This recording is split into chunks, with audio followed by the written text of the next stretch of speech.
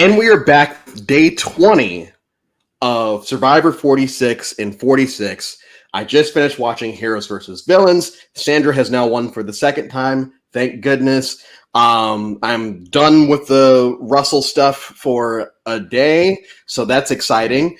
And I'm getting ready to go into the Dark Ages. So we're going to drag this out as long as possible to keep me away from that for as long as possible. Today we are joined once again by Jake, coming back from Pearl Islands from the Tribe of Nerds podcast. Jake, how are you? Good, how are you?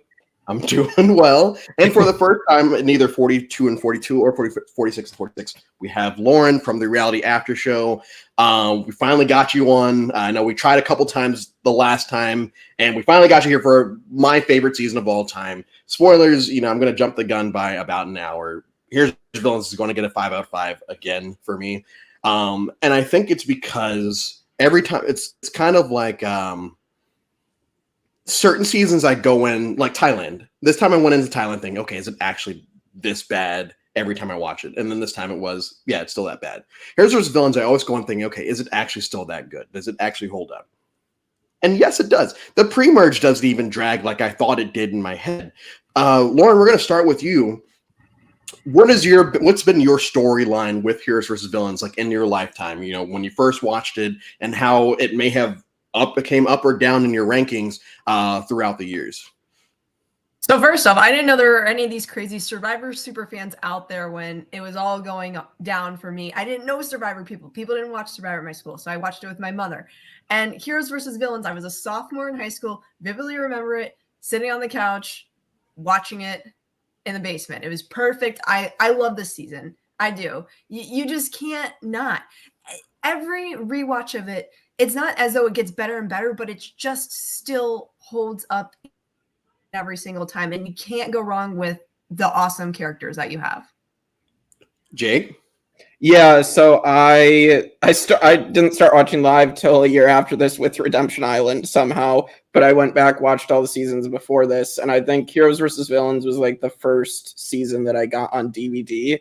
And just like, I remember I watched it through, and then at one point, like a year after I got the DVD, then like a bunch of my cousins and family were over for a family gathering, and we all sat down for like a full day and just binged through all of Heroes versus Villains. And it's just a great experience every single time. The cast is legendary for, the most part, aside from the two people that I think we're going to talk about, but like you can argue or not. From Gabon? I was going to say Candace and Danielle, but we will Candace, talk about yes. Candace for sure. But like, yeah, otherwise, I mean, it's just a legendary cast, and I like almost everybody that like they picked to be on this cast, even if I don't like them as a person. Like, I still think they should be on this season. So, and going off of that, because I do agree with you as far as that's concerned, and I've always referred to it as Survivor the movie. Like, whenever people ask, oh yeah, recommend a season to me, I don't recommend this, because you can't recommend this first.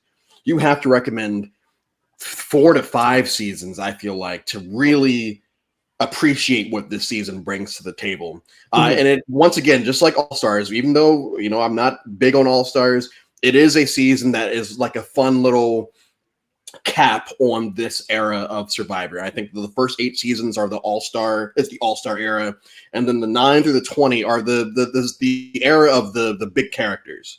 And we get a lot of those big characters in this season at the same time. And I do think that it leads to as close as we're going to get to a cinematic experience. I compare Gabon to a cartoon. This is our movie.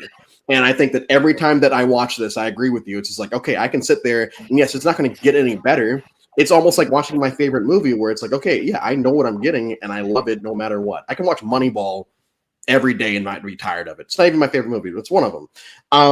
And yes, I do agree that even though I don't enjoy some people on the actual cast, I understand why everyone is here, and everyone plays their roles, however small or large they are, to perfection.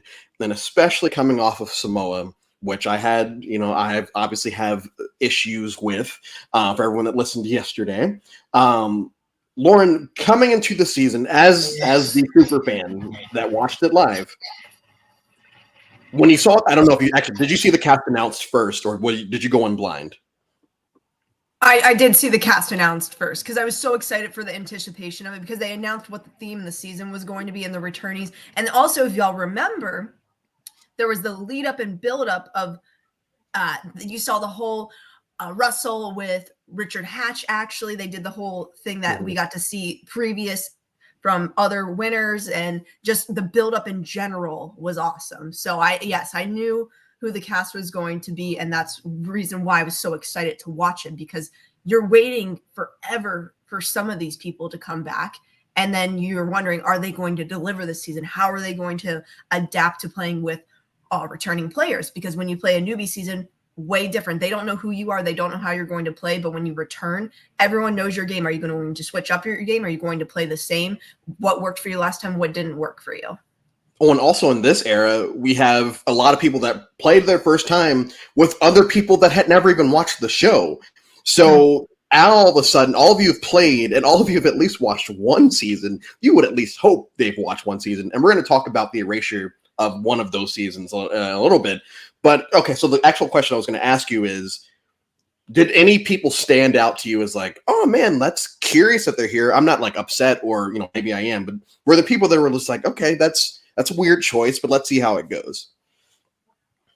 I mean, obviously, the obvious one is going to be Candace. And the reason why I will say this is she was such, in my opinion, her one biggest thing she had was the mutiny in Cook Islands. Yes, you can say that all day long, but other people had highlight moments that overshadow even that moment in particular. And the thing about Candace is she didn't deliver, in my opinion, on her second go. She was still the background of the season, not really a standout character. So, and you have to know, she watched her season. Obviously, she had to have. And then she comes back and hit it with something, put it to the grind. Let's see what you got. Jake? Yeah. Well, if you watched this in a different type of order, Right. Did you know who these people were when you watched it? Not when I watched it the first time, but then going back and seeing other seasons and then coming back with the context. I mean, that made it even better to me. And it was already good when I watched it with like no context. I mean, like Lauren said, like Candace, I mean, she still doesn't really do much. Then, they get to the merge. She's been on the bottom the entire pre-merge basically of the heroes, and just kind of going along with like JT and Ruber and whoever's in the majority, and Amanda, and then she just flips at the Amanda vote with the villains, and basically, she was just there for an extra vote, and then they're ready to just ditch her. So like she doesn't offer much at all to the season. Her first two seasons she just places 8th both times out of 20. So like, well, and see, for me, I disagree with y'all in that in the aspect of like she didn't do anything, because she did exactly what I expected her to do coming off of Cook Islands, which is, okay, yeah, Candace is going to flip at some point, because of course she's going to flip at some point. That's what she's known for. And so she didn't. The biggest reason that Candace stands out to me is the tribe that she was on. And I tweeted this out earlier. I think that it should have been Danielle and Candace swapped, because when we talked about Panama a couple weeks ago or last week, I even said, is Danielle on the villains tribe because she voted out the Great White Hope, Terry Dietz? And I think that is actually the reason. Like, there's literally nothing else in that season. Even her being on Kasaya is not inherently bad, because Suri is also on Kasaya, and no one looks at her as a villain. Even though Kasaya were the villainous folk of that season, I guess, as a group, Danielle and Suri are not what I would consider villains in that season. Meanwhile, you do have Candace, who does jump ship in Cook Islands, and watching Cook Islands this time around, it's like, okay, the edit that she's getting exile is very heroic. Maybe it's maybe this is where they're looking. Oh yeah, she was stuck with her alliance. Then when we talked about Cook Islands, that's what we talked about a lot, was the fact that she stood with her alliance, and that she didn't waver even when she was with this other group. I get it. The Candace still, but her downfall was amazing this season, because I'm not a Candace fan. So seeing her immediately go out after flipping on everyone was amazing. Watching the Ponderosa, the round that she gets there and everyone just gives her the cold shoulders, like, yeah, I get it. Outside of Candace, for me, the two that really stood out were the Gabon people. I know that they needed representation from 9 to 20, even though they have no 9s on this season. But I didn't think you needed two people from Gabon. You could have had one person from Gabon and one person from Vanuatu, because that's the only season missing from this. Hold on. And honestly, I would have rather you guys have and give us someone from, I guess Vanuatu is a really hard. Where's the hero in Vanuatu? Yeah, I was going to say Chad. I think Chad would be the hero of Vanuatu. I don't need to see Chad again. I don't know where you're coming from. Hold on. They had to have Sugar there. They had to. And here's okay. If you have Sugar, then bring back. If you wanted to bring back someone from Vanuatu that's a villain, bring back Twyla. Bring back. I mean, we really don't need another Amy run because we just got our Micronesia. Yeah. You could bring back Chris, who is one of the most underrated characters / villains / winners of all time. You could do a lot, but having two Gabon players really stood out to me. Jake, I know you had your hand raised. What's up?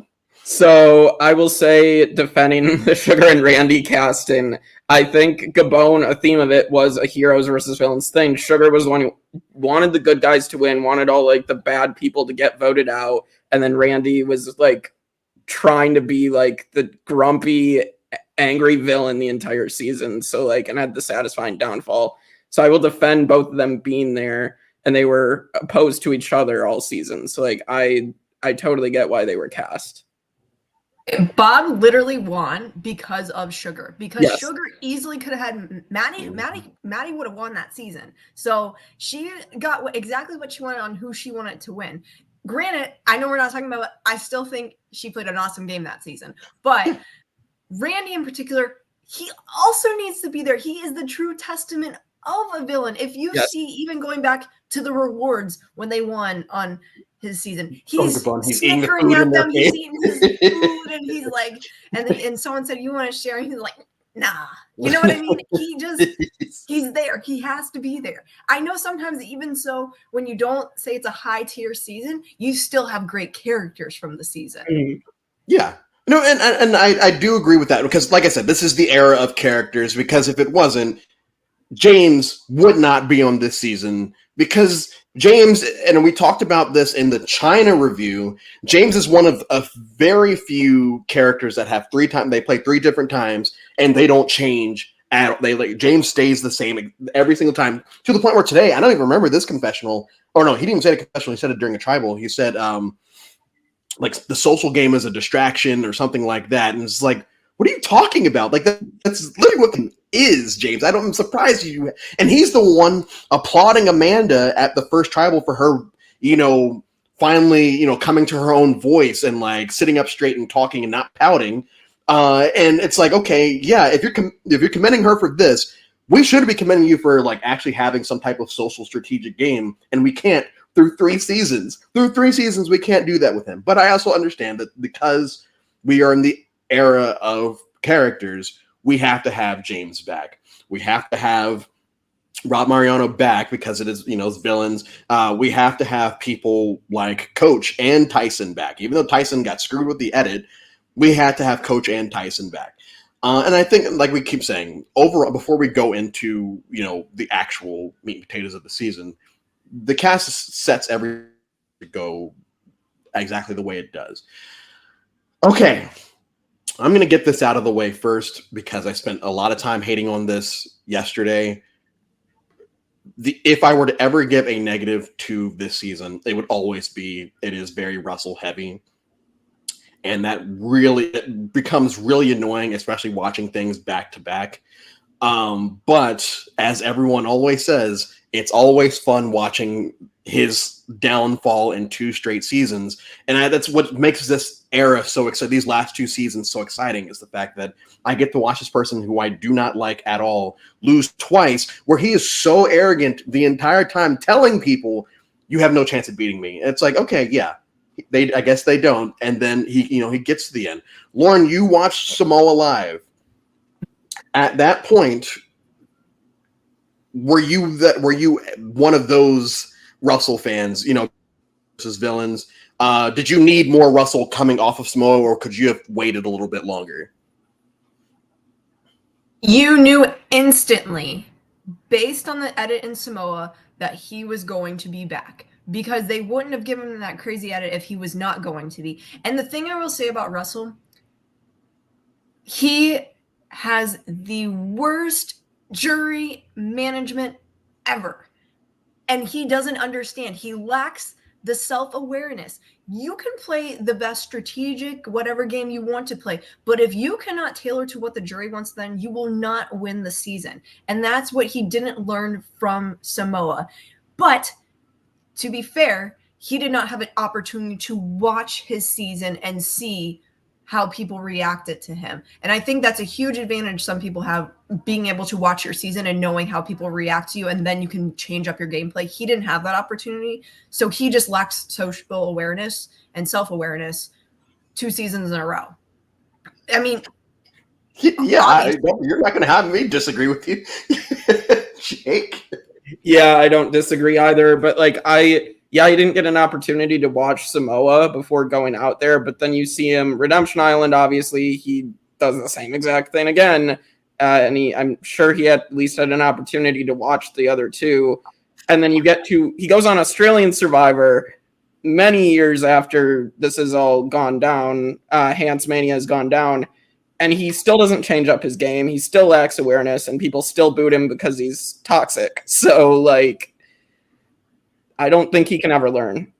Yeah, and the issue is, and Lauren, I do agree with you. He hadn't been able to see the season back, but he lived in that moment of Final Tribal, and in that moment of Final Tribal, even if he thought that, like, because one of the revisionist history things out there is that the Samoa jury was so pissed off.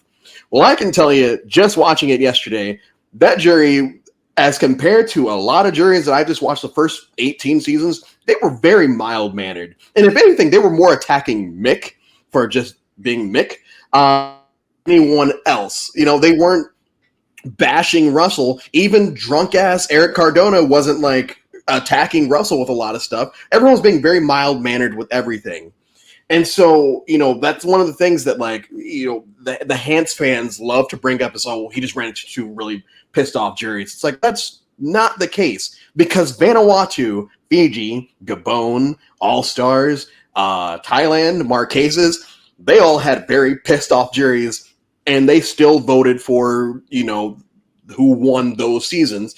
But I do feel like, even if Russell hadn't seen the edit, he should have still seen how people may have been leaning during that Samoa Final Tribal and switch it up even a little bit. And he does, like, the first thing that we see him do is trying to get Danielle and Parvati, as he doesn't call them dumbass girls or blondes or whatever this time around. He just refers to them as Danielle and Parvati. But you can tell he's doing the exact same thing. And even right before they go to Final Tribal, he's laughing at Parvati, saying, "Oh, Parvati probably can't even beat Sandra, and she sure can't beat me." And it's like, how do you have this big of an ego that you don't think that Parvati could beat you? Like, that was such an insane moment to me. And so I want to, we're gonna get the Russell stuff out of the way now, so we don't have to talk about him much the rest of the season. Do you feel like there is at any point between, say, Candace going out to the end, where there was a prime situation where Russell could have won in a Final 3, and both of y'all can give your opinions? No, I don't think Russell. Okay, all right, cool. And that's the end of Russell Hands. that was easy. And let's be clear on one pivotal moment in the season. Russell and Parvati probably aren't even sitting there if Tyson doesn't. Can I cuss on this? Yes, you can cuss. Fuck up. Fuck if up. Tyson does not fuck up the moment, they are not sitting in those seats. No shot whatsoever. Yeah. Go ahead, Jake. No, I mean, it's just like, Tyson screws up so many people's games by doing that. Like, I mean, I don't even know, like, if Tyson doesn't do that, I don't even know. I think coach is kept in line with Tyson there. I think Jerry probably doesn't have that opportunity to flip with Tyson there, so she probably sticks with Boston Rob as well. So, I mean, and people say, like, Boston Rob screwed up a lot in Heroes versus Villains as well. Like, I don't necessarily see that. I think Rob makes the merge if Tyson doesn't blow everything up. So, and I agree. And it's funny because Tyson blows, like, getting voted out, blows up that alliance, but also in the process kind of sets Sandra up to win the game. yeah. If we're trying to big brain this, but I do, like, I didn't see Rob, like, really doing anything wrong this season because he was only antagonizing the antagonist. Right. That's at least what we're seeing. He's not antagonizing Parvati or Danielle. He's only telling Russell, like, "Oh, you better find the idol, or else you're going to go home." Like, it was a fun little measuring contest between the two of them. And obviously, I'm rooting for Rob in that situation because of how much I don't like Russell. Mm-hmm. That's another thing about Russell. I'm not the biggest Rupert fan, and I would take Rupert's side. Like, when they had their whole tiff. I'm not an Amanda person at Final Tribals. And I but I was just going to go in general, but like I'm a little bit not. I'm not a coach person, and everything about this man. But talking about Rob and Tyson and all that, I think that if Tyson doesn't fuck up, like you say, we don't get a Sandra win, and the season's probably totally different because the very next episode, where they get into the whole fight about coaches making Courtney and Sandra sit out the reward challenge so that they could lose the immunity challenge. And they said, "Oh yeah, Rob would have never let that happen." And I do agree that Rob probably wouldn't have let that happen because Rob doesn't like losing. And so all of a sudden, and as soon as he's gone, the villains just go like this. Yep. And we're gonna talk about the JT thing soon. But JT is their saving grace this season. We've talked a lot about the villains so far because they are the main characters on the season. On the heroes' end, early on, the first challenge is always going to be iconic. One, because of all the injuries, but two, because of the sugar double bird. But from there, the heroes, I think Parvati says it, they have so many egos in that tribe that, like, they are screwed from the very beginning. So what were our thoughts on that heroes tribe at pre-merge? We're just talking pre-merge for now. You go first, and then I go. So I like, looking at it, you would think, okay, physically the heroes are going to kick some ass. Like, you have some of the biggest challenge beasts in Survivor history. Like, you have Tom, Colby going in. We didn't think Colby was going to be Superman in a fat suit, but like those two. I mean, James and pre-merge challenges is a beast, and then JT won a few, and then you have Stephanie, who's really good in challenges. So like, you had a good, strong team. Amanda won a few. So it's wild to me, but they just were not cohesive together at all. And like, especially at puzzles. And then you have Boston Rob leading the villains, especially in the puzzles. And that's where they just dominate and keep the momentum for most of it. And like, early on, and the heroes get destroyed. Yeah. Lauren? My biggest issue with the heroes tribe. If you didn't keep up with people outside of the game, you were screwed to begin with, because Colby didn't know people. He was asking Candace, "Do you know all these people?" So Colby doesn't keep up with it. Stephanie was screwed from the get-go. She had no shot to get in with them, and they just didn't like Tom. Those three had zero chance to get out of that tribe. They were 100% going. Sugar went first because she annoyed the hell out of everyone. That's just point and blank, period. They probably would have dumped someone else if she was tame, but she was not. So my thing, pre-existing relationships, you see it everywhere. You see it in orgs, LRGs. It's who people know. It's who they're familiar with. They're going to work with them, even if they got screwed over from them in a prior game, because it's who you know, who you feel comfortable with, and you just don't want it to be you for the time being until the game evolves and changes. But for the beginning portion, it's what you have to do to get by. And I will always stand by that. Those three had no shot to get out of that tribe. But Colby did. I understand Colby did, but he was not supposed to.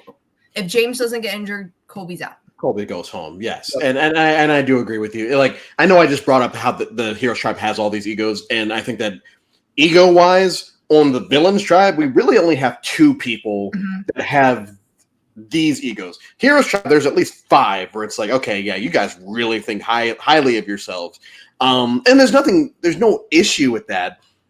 It's just that if you're losing, you probably need to get on the same page at some point, because if you don't, things will just keep on going. And they finally do. The James, banana etiquette happens, James goes, and the 5 of them are strong-ish. And we're going to get to that as well. So as the season progresses, we get one of the first iconic, legitimate idol plays during... we get the second one of the season, the Suri one. The only time Suri doesn't make the merge is when she gets idled out. Yep. But then we get to the Tyson vote out. Now, there are a couple blunders in this season, and I think that this one I am less lenient on. I'm more lenient on the JT one, and we'll talk about that one second.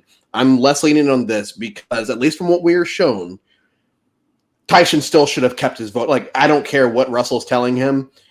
Right. Just in case, just keep the vote the same way. Why does your vote for Parvati mean anything at this point?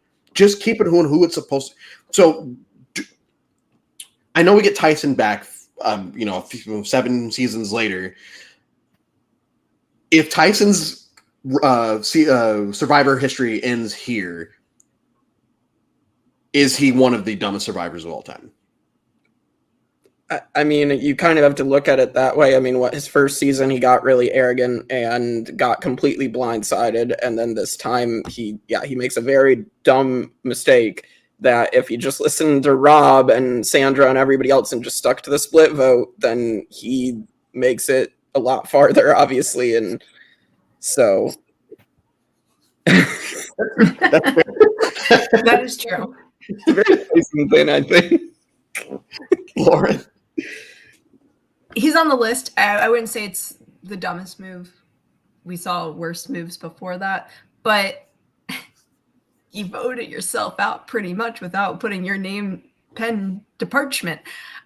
I love Tyson. I'm glad we got to see him later on down the road. He was still hilarious in the season when he was there, so he still had that character arc ability and all of that. He just went out too soon. That's just what happened. Yeah, and like I said, the other, and I guess we can just get right into that one, the JT move, because I've alluded to it a few times throughout these first 20 days, especially during the Token Cheens episode. This is and Lauren kind of touched on this earlier as far as Samoa. These people have not seen Samoa. These people don't know Russell Hantz. These people have seen Micronesia.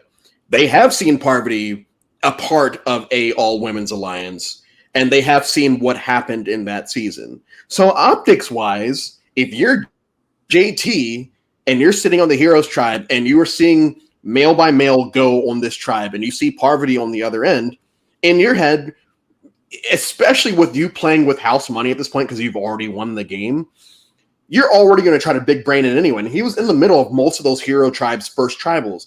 So if you're still trying to say, hey, I don't need Steven, I can do this all on my own, and you see this and you're trying to come off as a perceptive person, you might try to give an idol to a person that you think is on the outs. Now, his issue is just don't do that. Don't give the idol to the enemy. And Amanda has a great confessional. She was like, yeah, we don't know what's going on over there. For all we know, Russell's in charge over there, which is pretty much the case. But I've always given, it's a dumb move. I get it. I feel like people kind of remove context from it, though, because as a player out there with the optics, I feel like it's an understandable dumb move, if that makes sense. Do you guys agree, disagree? I feel like JT, I mean, you'll talk about his Game Changers game later on, but JT is someone, and again, he just basically, because nobody had seen Samoa yet, he basically was the most recent winner. And so, he's, of course, he's going to just go for broke and try to take big swings. But like he doesn't need to take all these big risks, and that's JT's biggest flaw as a player is he just doesn't stop trying to take risks and like slow down. So I think he definitely needed someone to tell him, JT, this isn't a good idea. And I think like if Suri and Tom are there, I don't think they let them. Yeah, instead you've got Rupert and Colby just like, yeah, like, how's that letter going along, bud? And it's like, what? Lord. I love a gamble, but that gamble is not it. And the biggest issue I have with it is you need a little bit of a confirmation of something. They get what? A handshake, a hug after the challenge. You have no idea what's going on over there. And I get you want to try and assist someone so you can bring them to your side later. Doing that, not the way to do it because you don't even know what's going on.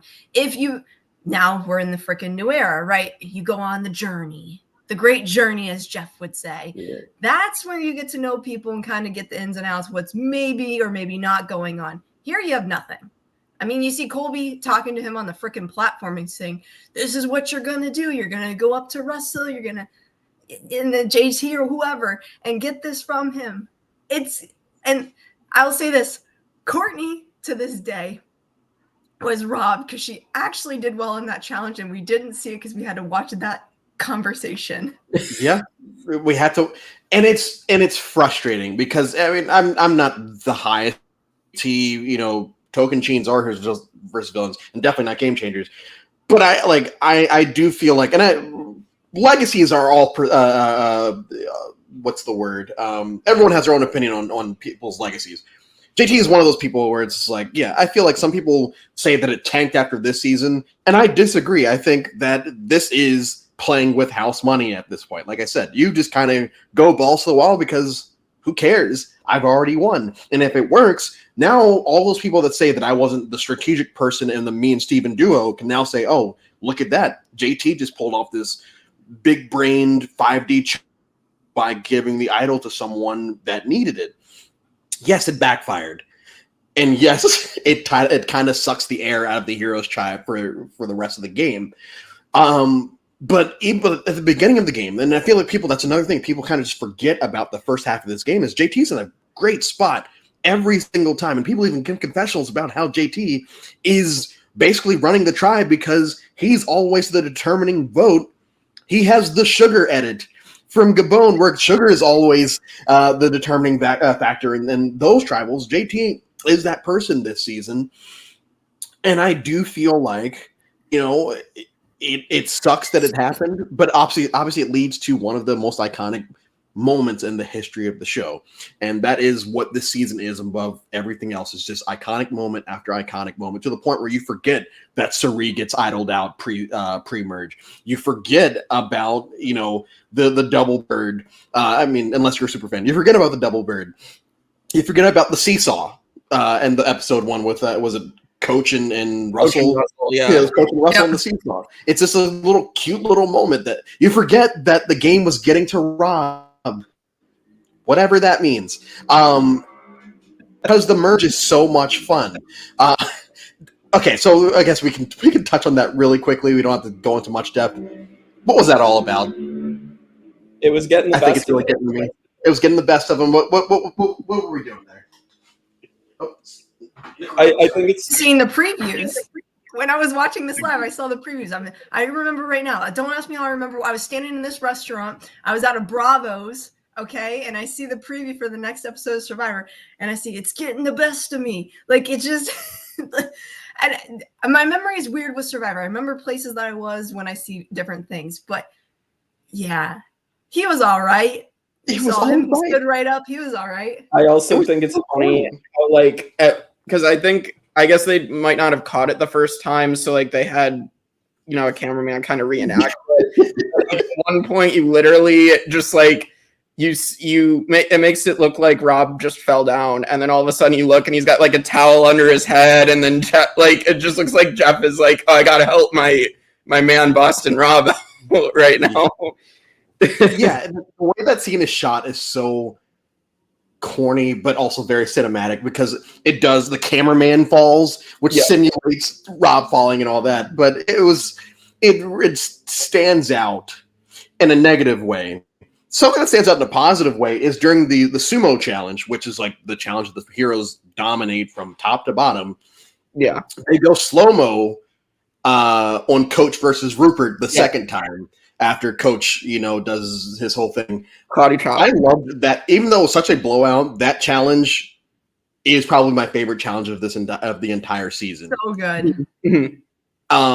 And I think it's because of the matchups that we get. And watching it this time, I forgot that Boston Rob went up against Colby. I'm like, oh, how does Jeff feel about this?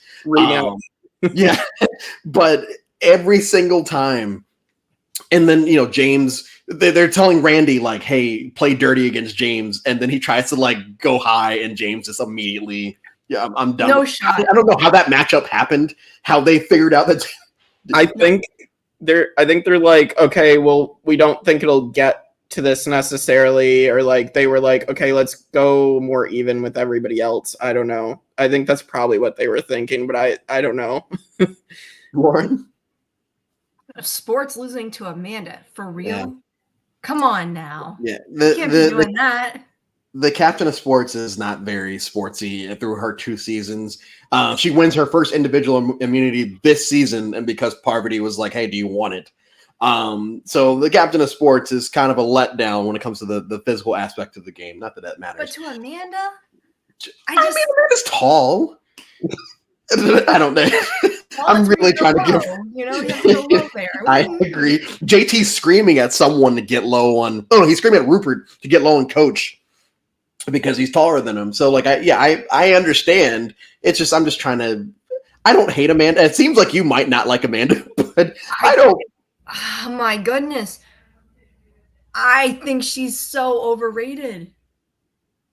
Interesting. I mean, she's on this season, so you can talk about her in this season. I don't think she's that brilliant as people think she is. I really don't. I think she plays with other people that are brilliant, and she's there. And she's kind of boring. Her confessionals are boring. There's no liveliness to them, and people can disagree with me. And that's totally fine. But I never got it. I never got it with her. I thought she was always kind of boring, but that's just my opinion. She didn't have that spark in the confessionals, the passion, the energy. It was just all kind of like, Very CGI Brett-esque. Jake, what are your thoughts on Amanda, specifically in this season? Because, I mean, she starts catching votes very early after her first 2 seasons of not having legitimate votes. What were your thoughts this time around? Well, it's interesting because it's like, people are claiming, like, I think Stephanie gets booted, and Stephanie is like saying things like, oh, Amanda's the weakest link. I'm like, I don't necessarily agree with that, but like, I find that interesting. I think Amanda has some really bad reads, and she can't lie very well. Parvati reads her completely at that JT round. As an audience member, you're reading her completely. You know it's a lie, but like you're watching her face and like, wow, you suck at this. Mm-hmm. You can't lie. That's where my overrated comes in. Like right there. Okay, so and Lauren, I get what you're saying. For me, she can afford to. I mean, it's almost like I've said this on Micro. Phil said this on Cook Islands. I think that Parvati her game is overrated historically because I feel like there's a lot of revisionist history with Micronesia where people try to say, oh yeah, it was Parvati and all the rest of these women, but it was really just Parvati. And then you look back on Micronesia, and it's like she's not the one pulling off any of the moves that that she's been giving credit for throughout history. It is Sari, Amanda, and Natalie Bolton that are doing Amanda does the gaslighting on Eric. Natalie, tricks Jason. Sari's the one that gets Eric to give up Eric and Natalie, or Sari and Natalie. Sari's the one that comes up with the blindside thing for Ozzy. So like I feel like a person can still be overrated and still good, if that makes sense. Because I do think that I think Amanda is good. There are certain aspects of the game that like and it's funny because this season is the most different that she's been over the course of her 3 seasons. And she starts getting votes, and she actually does get voted out this time. And I do one of the things that, I'm not a Russell Hantz person at all, but when he sits there at Final Tribal this time and says, I had to do my thing to get here, and it's worked for me. It's like, yes, that's true, because he's pretty much the same in Redemption Island. He changes it up just a bit, and that just a bit got his ass voted out second, third, something like that. I'll find out. Yeah. So I think Amanda Kimmel's biggest issue is her first 2 seasons that she's had at the end, she didn't know how to talk. Like it just didn't seem like she was the greatest speaker, when it came down to it. And it didn't help that Ozzy sucks and, wagged his dick for however actually long they were out there. But in the context of the edit, it was like a minute and a half of him just, showboating. But I this is probably my favorite version of Amanda. And I think it's because this is and the reason is when something happens where, oh no, Amanda is the one she goes to Candace right after JT says, hey, we should give this idol to the guys.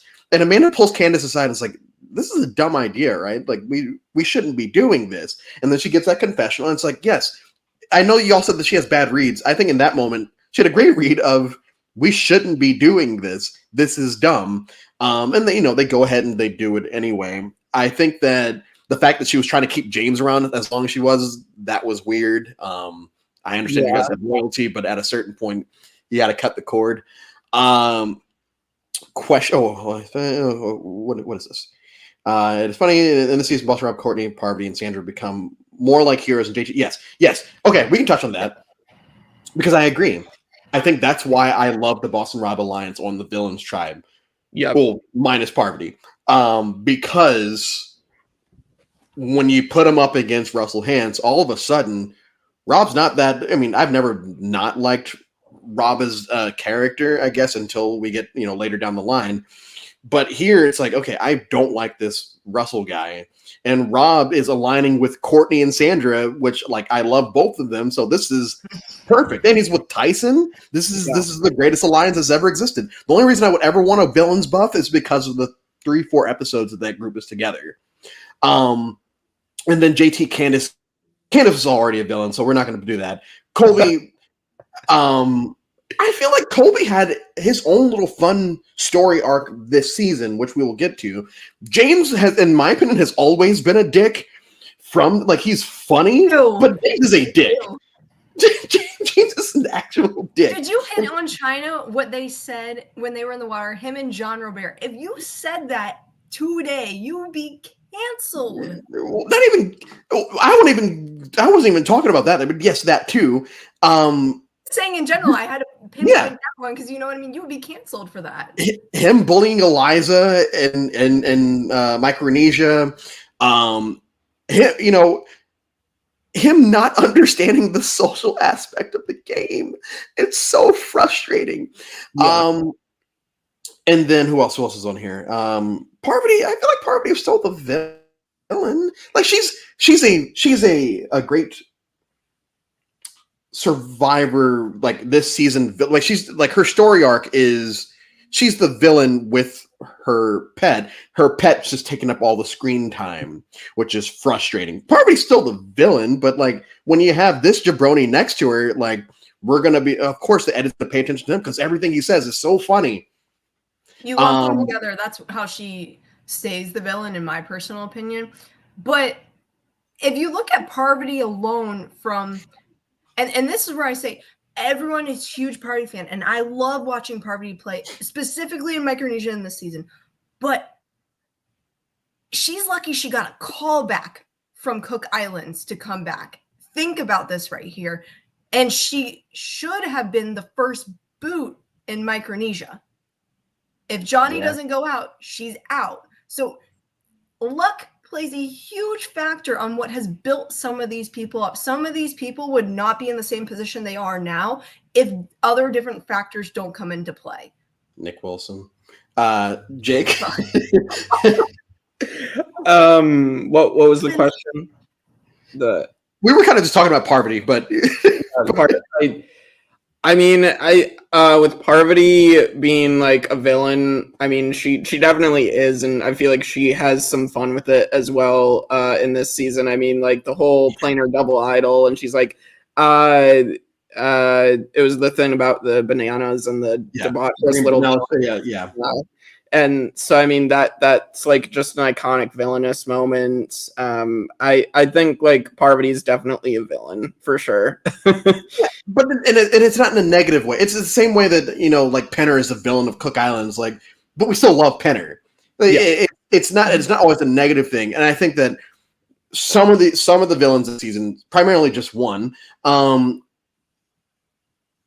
are so off of the fun villain rate, at least for me, and it seems like a lot of other people are starting to come along to it. So far off of what it means to be a TV villain that they just become hateable. But I think that Parvati, I feel like Courtney's a very fun villain this time, because there's no matter how shit of her edit she is this season, pre-merge, just the looks that she gives are enough for me, because she's not getting confessional. My favorite Courtney moment this season is when it's her boot episode, right before they go to the reward challenge, and they're talking about it's the challenge that JT won at Final 5 of Token Chains, what Coach fell, and she's imitating what Coach did in the moment, and it's like, that is, how did you guys neglect her and Tyson and the edit season, where they're probably the two funniest people on the season? Yes, Jake. I think it goes to what happens with the most ridiculous Jeff Probst moment ever, where he blames Courtney for Boston Rob and Tyson going out. Yeah. She's like, I didn't vote for them, and he keeps on saying it. She's like, well, Courtney, like I said, Jeffrey, I didn't vote for them. They did. It's not my fault. God. It's so ridiculous. And like, I don't know, Jeff should not have like said that at Tribal. Like, that's bordering on like interference, honestly. Yes. Yeah. Question. I hate to see Boston Rob Tom go home so early. Is there anything they could have done to last longer? No. Tom and Stephanie, Stephanie and Tom, no shot. Tom and Stephanie, no. Boston Rob, there's nothing he could have done. There's something that Tyson could have done, but yeah. I don't think there's any other, because Rob's ego would have gotten in the way of, oh yeah, Russell, why don't we just get together and we run this as a duo? Rob would have never allowed that to happen, and Russell would have never allowed that to happen. So like, I don't see Rob saving himself there. But yeah, Stephanie and Tom screwed from the beginning. Tom did everything. Do we know why Rupert hated Stephanie so much? Do we know do we get backstory on that? Because Rupert just came in, Stephanie. Popularity. It was popularity. He's threatened by the fact that Stephanie and Palau was as popular as him and Pearl Islands and All Stars. Like, I mean, it's like, get a grip here. I mean, I seriously, why would you vote out your strongest girl in challenges on vote number 2? You know what I mean? Like, you already lost 2. And I think that's the pitch she made for yourself. We've already lost 2 there. Yeah. I still find it weird that she's targeting Amanda for being the weakest, when I feel like another big reason is just like the fact that there's 3 Micronesia people on that tribe. So yeah, I agree. Oh, and that's the thing. We're gonna touch on that quickly, but I wanted to bring up the fact. I alluded to this earlier. They just have so much fun neglecting Guatemala during specifically the episode that Stephanie goes home, where James is not only is he giving confessionals about how she's known for being on the tribe that like has never won, but like it then shows him having conversations with people where he's saying the same thing over and over again. Like, this woman's never won a challenge. And I'm like, why are they portraying Stephanie as if Guatemala never happened and that she didn't win a few immunities here and there throughout that season and actually sat at the end of a game? Because at first, for years, I always thought, oh, they don't want, because she was the villain of that season. Mm-hmm. They don't want that. But then I thought about it, and it's like, okay, it's not like it's not like Jeff is saying, oh yeah, Stephanie, you're known for it. It's James. And my brain started thinking, well, James was James was a recruit for China. So probably in order to get ready for Heroes vs. Villains, he watched one season of almost everyone and only watched Palau with Stephanie and Tom. Doesn't even know that Guatemala exists. That's my opinion. Quickly before we like get into like deep into the merge, I tweeted this one out earlier. Randy is probably the biggest fan of Survivor on this season, like on this specific season by far, because watching it this time around, Randy's reads are amazing. No one likes him, and he doesn't know anyone. We don't have to talk about it long, but like, do you feel like Randy could have had, if he had just pre-gamed a little bit, do you think Randy could have made it any type of far here? I don't think so. I think he was going to be an easy target to get rid of as soon as they lost the first time. And he just had to hope that the villains kept winning, honestly. And they just lost that one before, like, they were forced to go to that one where Tyson and James go. He was dead in the water, in my personal opinion. He didn't have a chance. I do want to push back on one thing and rewind for 2 seconds.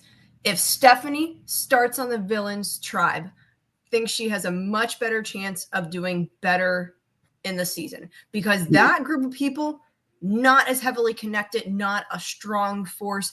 Because you see, Courtney and Sandra don't have history, and they became a duo like that. So I personally think she absolutely could have been a villain, and I would have loved to have seen her over there. You know, that would have been very fun to watch. But Randy, I think he didn't have a chance.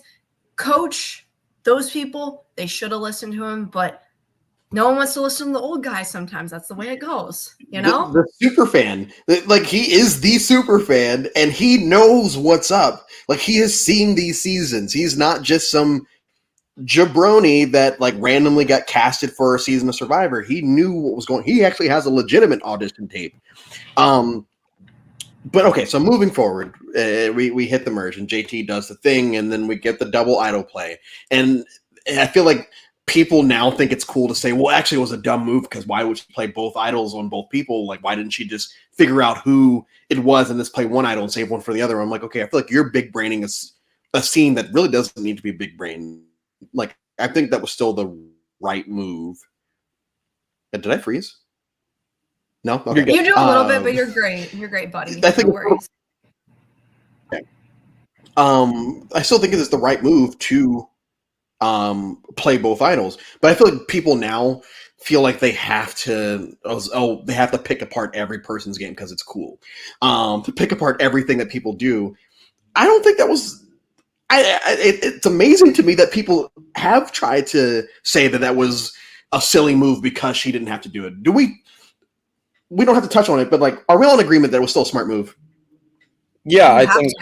Yeah, that double idol play, I think, was pretty smart, just in case, like, they did vote the other one. Like, she correctly got Jerry safe, and then just in case they did vote for Sandra instead, like, I think it was a good move. It was a good move. And that's where the Russell thing really starts to get aggravating in this season. Because I talked about this for Samoa. Russell, to this day, loves to bitch that, bitterness and bitter juries and bitterness.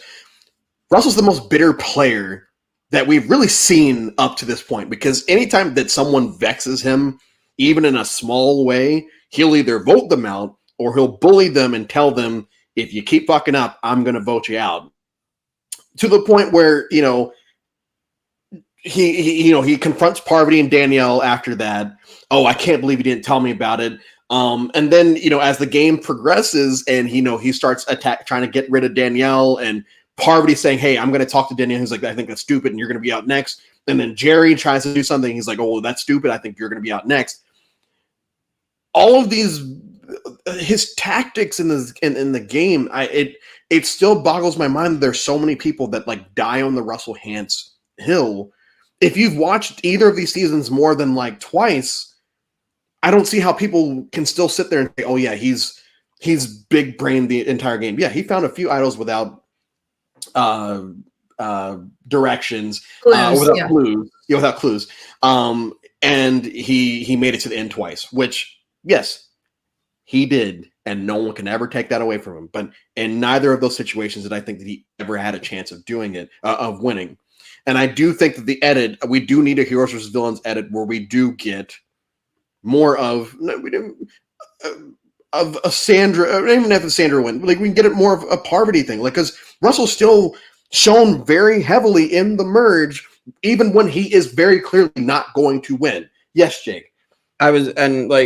I think for the edit, we also need the edit didn't show Colby and Jerry reconciling. Like that's a big thing that wasn't in the show that should have been. And I don't know why it wasn't, other than like they just wanted to give Russell more airtime for some reason. So like, and then the other thing was like, I think the only reason Russell wins fan favorite because he's literally shoved down the viewers' throats for 2 seasons in a row. James wins fan favorite twice. So like, that's true. That's how much fan favorite means.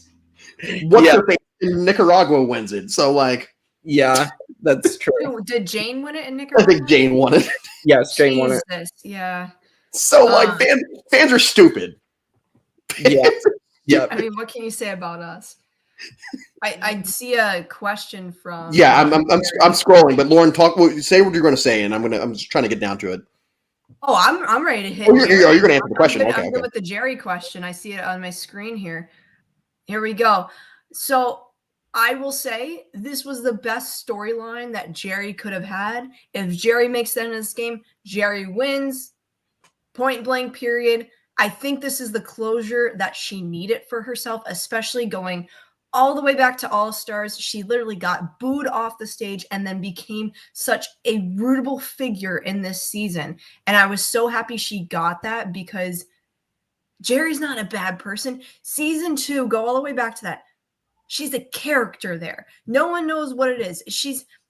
I rewatched that too. She's not really even that bad, but you just want to pinpoint to make her a villain in that one. And she is villain-esque, and she knows that. But I'm so happy she got this season because you could tell how meaningful it was to her knowing that, all right, I do have people that are by my side that were rooting for me, and I'm just glad she got that.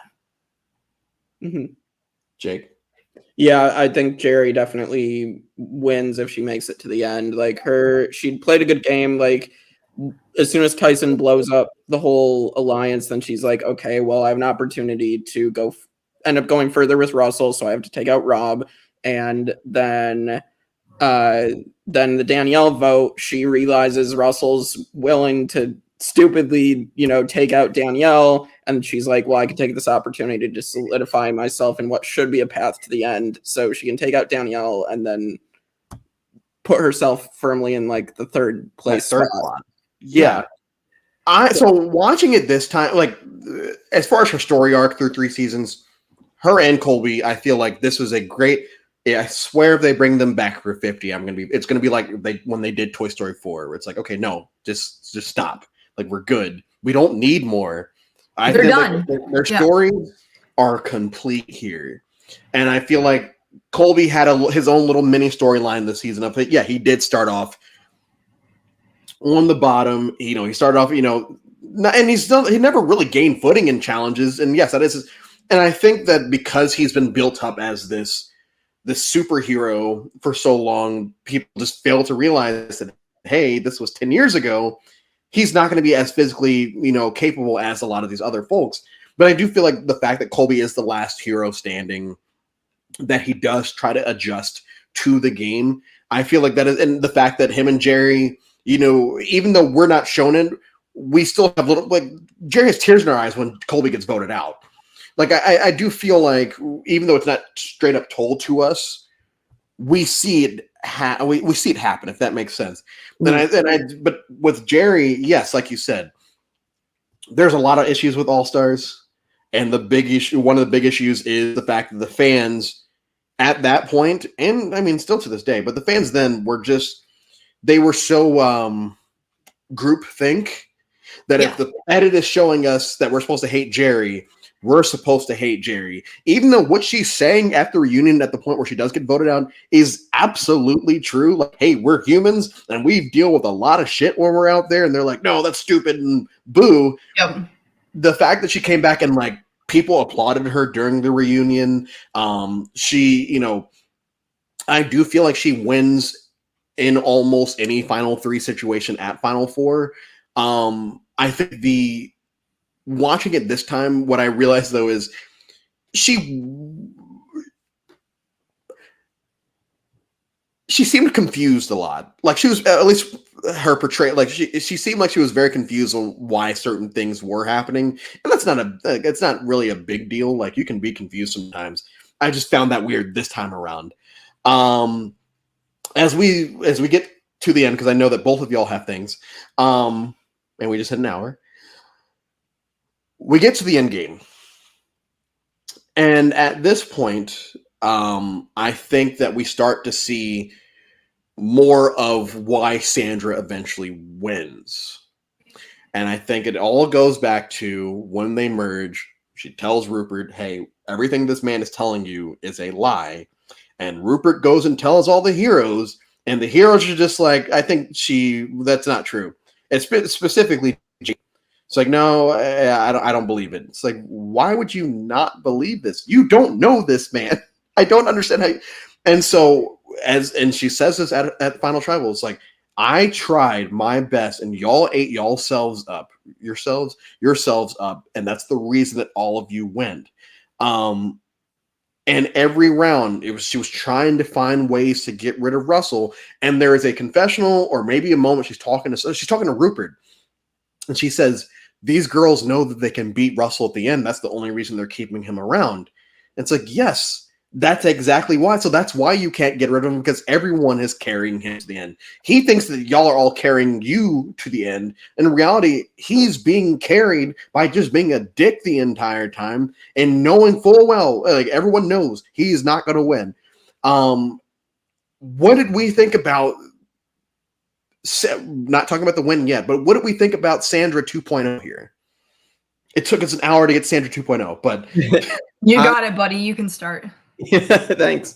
I think Sandra's game, like, I think she really was open to trying to get rid of Russell, and yeah, the heroes would not listen. They kept shutting the door in her face every single time. One thing that I think Sandra gets underrated for in this season, her move is getting herself to merge by literally putting the bug in Russell's ear that Coach is gunning for him, and it literally gets Coach voted out, so then Courtney can get voted out, right before merge instead of Sandra, and then she's in the merge, and she's no longer going to be a target at all. So I think she deserves way more credit for that.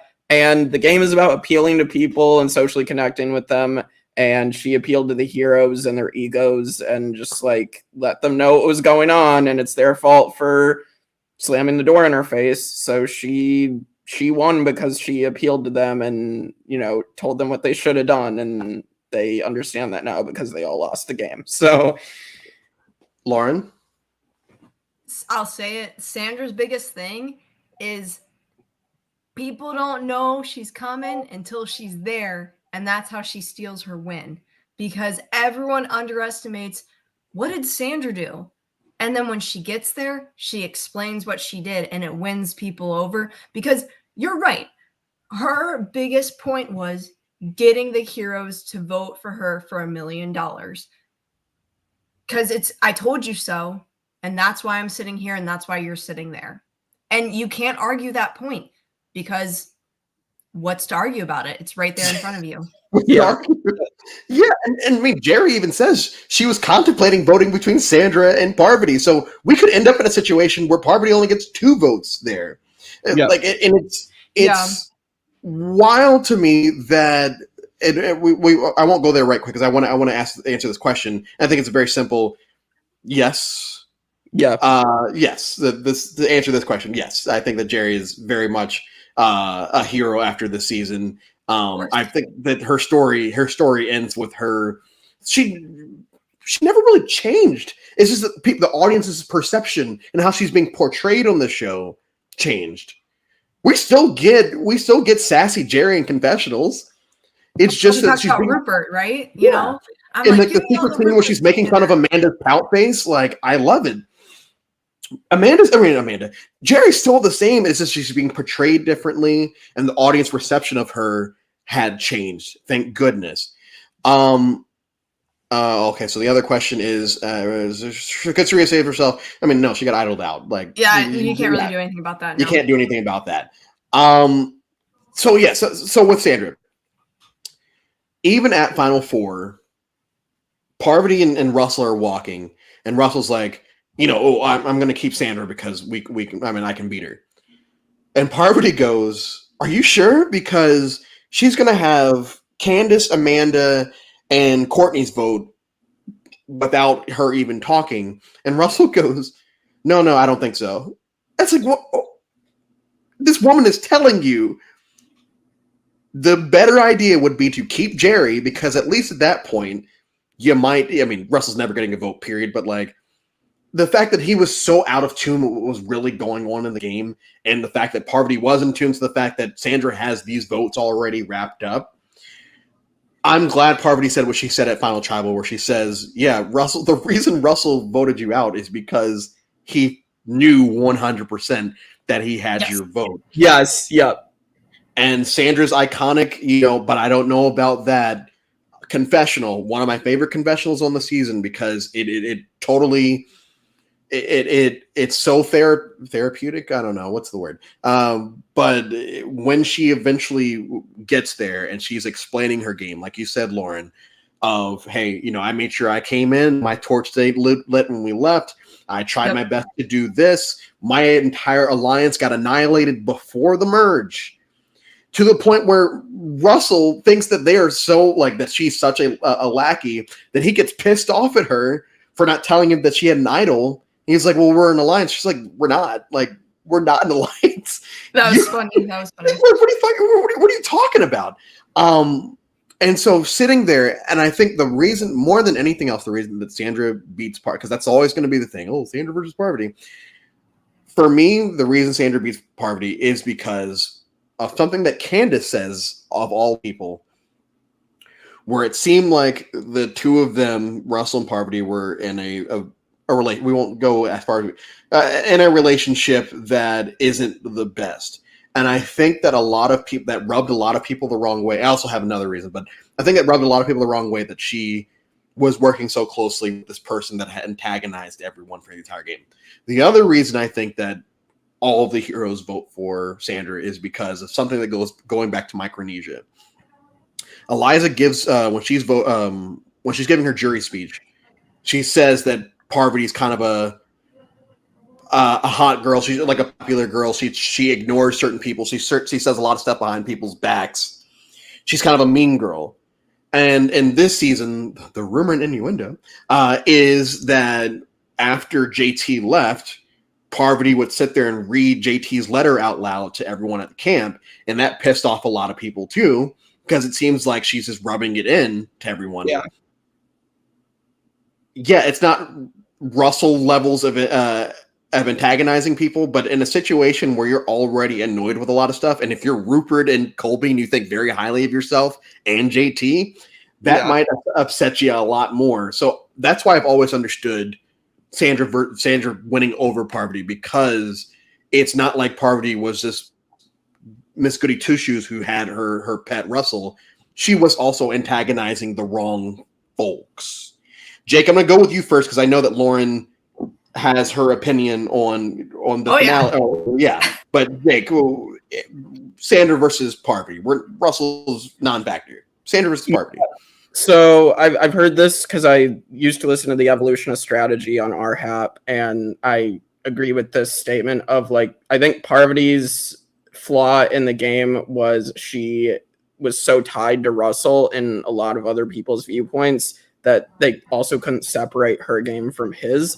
I think her best move would have been, honestly, towards the end of the game, to be able to separate herself from Russell, and she didn't do that. So, the heroes are going to think of her negatively, and they're going to give Sandra the win because she actually appealed to them. So,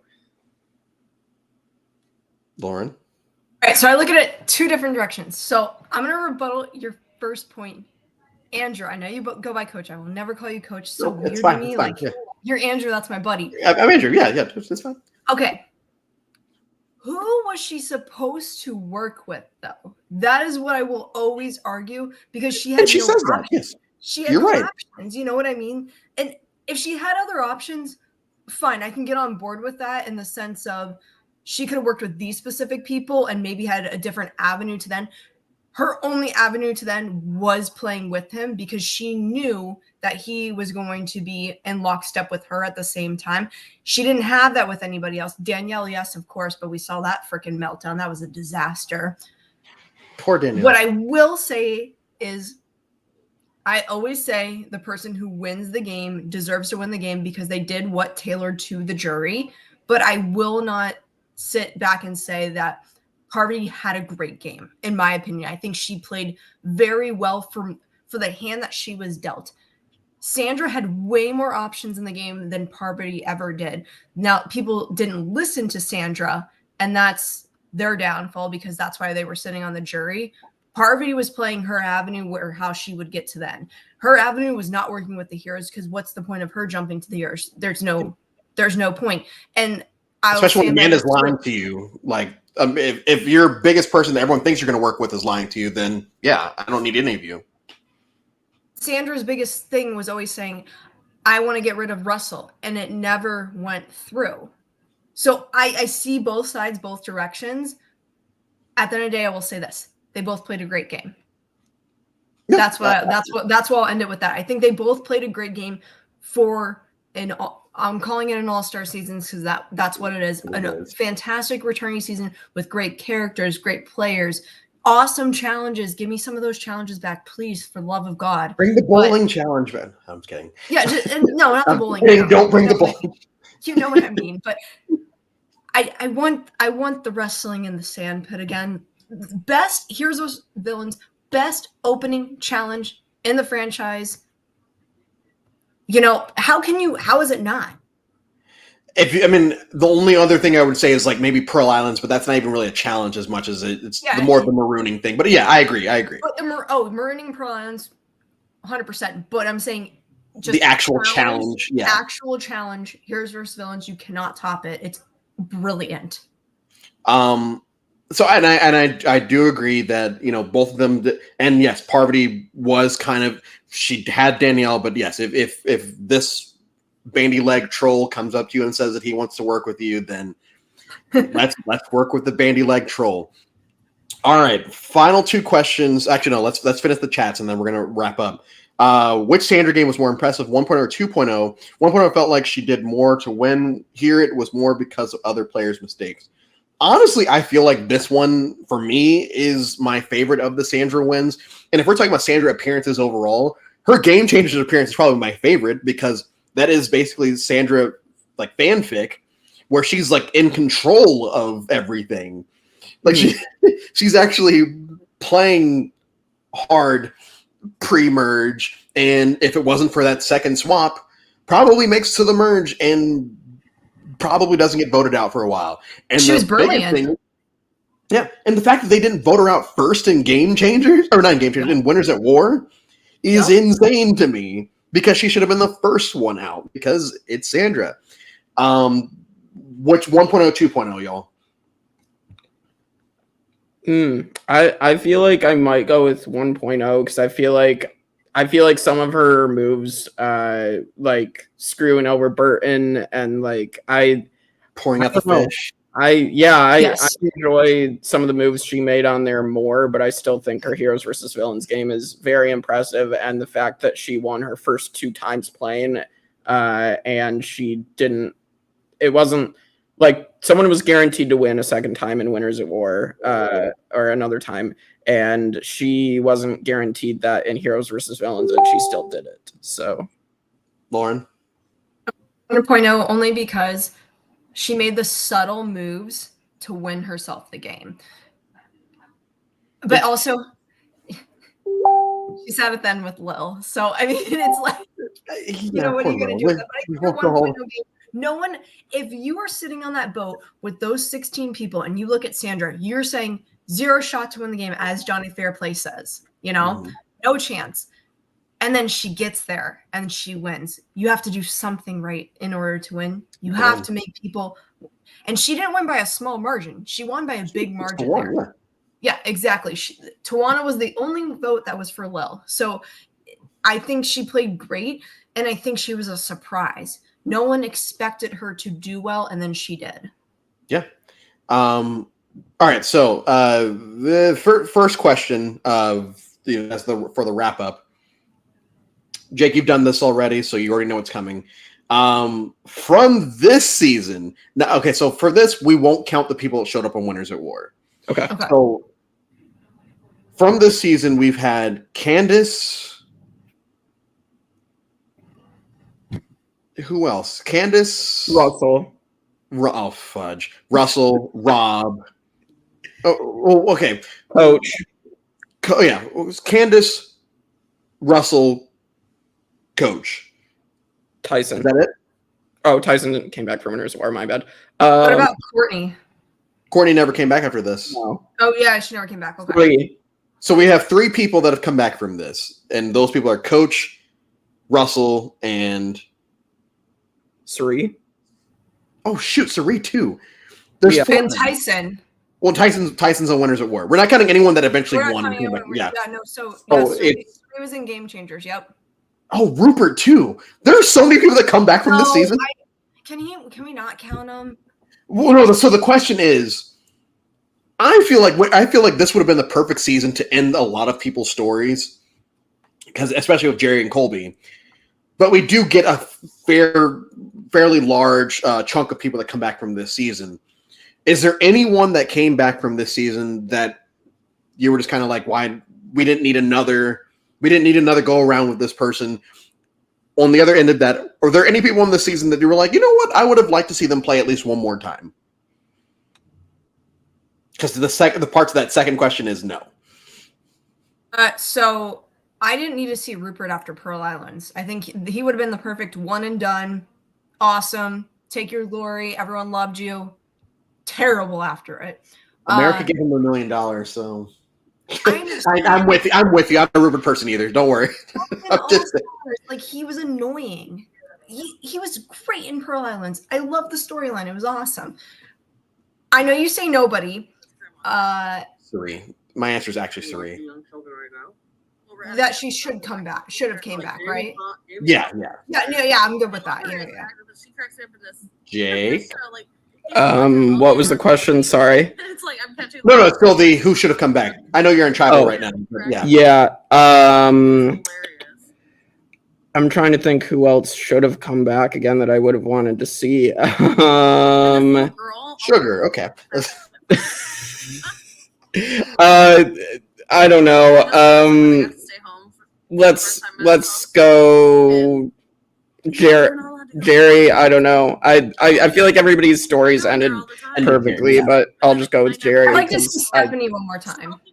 Oh no! I would like to see her one more time. I just would, just to see what can happen with it, because she had the Stephanie hero. We got her on the Traitors. We don't need her. No, but I said she had the hero and then the villain, and then she didn't get a chance this time. I think she has a chance if she returned again. You know what I'm saying? Do I think she'll be there? Absolutely not. And I will tell you, 50.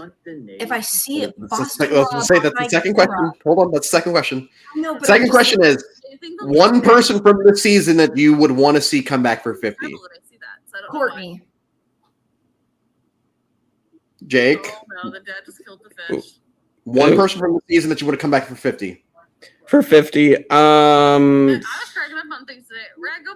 Rad, let's go with Jerry or Colby, but my answer is Sari or Courtney. Jake, I'm just muting because you're in tribal. But okay, so Lauren, finish that off. If you see who else that show up at 50, I can't. He's been on too many shows for me. If he was in the background, Boston Rob, he's been on too many of them. What would it would be his, if we're counting Island of Idols, it would be his 6th time? It'd be his 6th time, yeah. And he's going to be on the Traitors this season. Like, That's what I'm saying. You were just on Deal or No Deal Island. I'm going to see you in Traitors. I don't need it. I know his wedding was a reality show. They had, I understand y'all love your Boston Rob. I get it. As a Boston Rob fan, I don't want him 150. Yeah, that's truly what I want. Bring back Courtney. See what happened with Courtney from now. I don't know that. I think I think Cerie's there, right? We think. Yeah, I feel like we have to have Cerie. You have to almost have her there. Especially But because she again, hasn't won. Like, it's fine to bring her back for that. But she's doing too many shows too. She was just on Big Brother, so And she I won want the to see Traitors. people I haven't seen in a while. You know what I mean?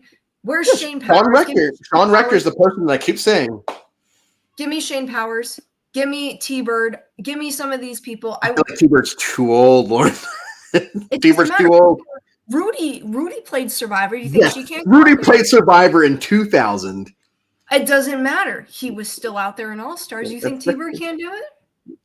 She's competitive. I'm saying that Survivor wouldn't do that. It should.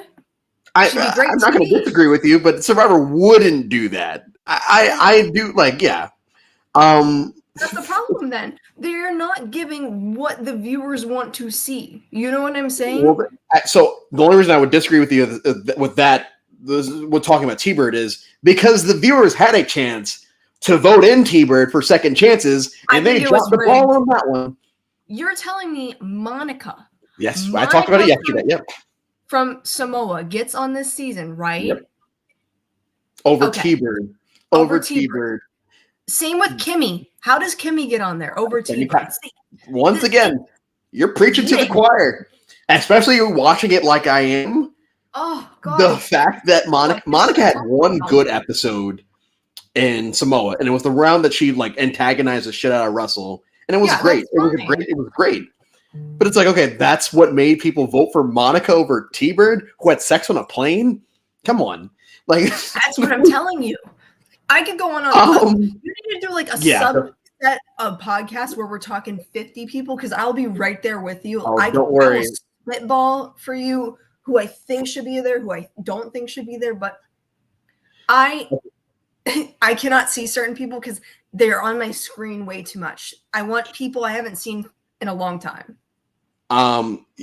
Jake, your head now? Oh no, you're raising your hand. Okay. Just going. No, I have to go. Okay, all right, Jake. Thank you. Bye. Yeah, of course. All right. Last question: if Danielle had never said to Russell in front of Jerry at Tribal that she and Barbie were closer than he thought, would Jerry have switched, or was her mind already made up? I think her mind was already made up. I don't think that Jerry I feel like it's rare that people actually change their votes in the moment. Because JT even pulled that out earlier this season, where he's like, I didn't know what I think was either the Cerie vote or the Tom vote, or maybe the Danielle vote. One of those first three, where he's like, I didn't make up my mind until I voted. It's like, I don't buy that. I don't buy that. What do you think? Newer-esque, I would say, yes, people change their mind at Tribal. We've seen it. But back in the day, think about too, they used to not be able to talk to each other. They could not communicate. They couldn't whisper and all this and that. And then all of a sudden it became a big thing. So, yeah, I think a lot of people then had their mind made up. Nowadays, they don't, because anything can change on a fly, because you never know what's going to happen. But I have thoughts, ideas, and I can go back and forth with it on several days. Okay. But thank you for having me. Lauren. I have to say, Lauren, thank you so much for joining us today. Make sure to follow Jake on Tribe of Nerds. Make sure to follow the Reality After Show. They're both on YouTube. Y'all are also on Spotify, right? We're on everything. You're on all the things. Okay, so make sure, if you don't, follow both of them. I don't know. We're gonna have Lauren back for David versus Goliath in 2 weeks. It's about 2 weeks from now. July 1st, right? Yes.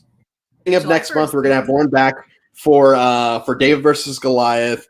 Lauren, thank you so much for hopping on. It was fun shooting the shit about Heroes versus Villains. Like I said at the beginning of this, 5 out of 5. It is now number 1. It keeps its spot at the top of my list. It probably won't change. Thank you everyone in the chat, as always. I will see you sadly tomorrow for Nicaragua. And we will see you, yes, boo. We will see you all on the other side.